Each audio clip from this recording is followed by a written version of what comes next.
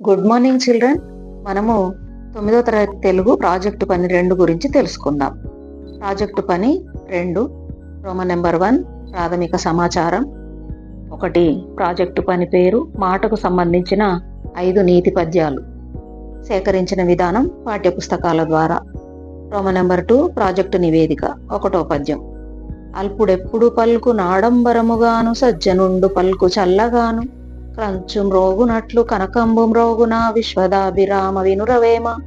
తాత్పర్యం: ఎంతో విలువైన బంగారం శబ్దం అంత విలువలేని కంచు కంటే ఎలా తక్కువగా ఉండునో, అలాగే మంచివాని మాటలు చాలా చల్లగా నిరాడంబరంగా ఉంటే, చెడ్డవాని మాటలు మాత్రం ఆడంబరంగా ఉంటాయి. 2వ పద్యం. తప్పులెన్నువారు తండోపతండంబులు విజనులకెల్ల నుండు తప్పు, తప్పులెన్నువారు తమ తప్పులెరుగరు, విశ్వదాభిరామ వినురవేమ.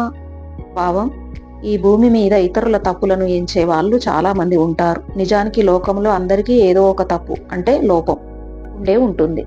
అయితే ఇతరుల తప్పులు ఎత్తి చూపేవారు తమ సొంత తప్పులను మాత్రం ఎప్పటికీ గుర్తించలేరు. 3వ పద్యం.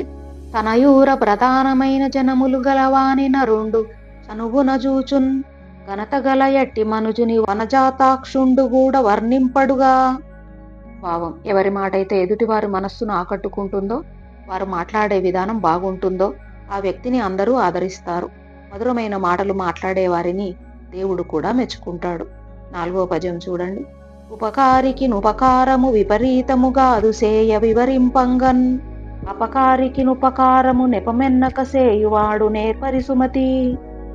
భావం: మనకు మేలు చేసిన వారికి తిరిగి మేలు చేయడం గొప్ప విషయం కాదు, కానీ మనకు అపకారం చేసిన వారికి సైతం మంచి మాటలతో మనసు మార్చి ఉపకారం చేసేవాడే నిజమైన తెలివిగలవాడు అని భావం.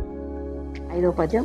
తన కోపమే తన శత్రువు, తన శాంతమే తనకు రక్ష, దయ చుట్టంబౌ తన సంతోషమే స్వర్గము, తన దుఃఖమే నరకమండ్రు తథ్యము సుమతి.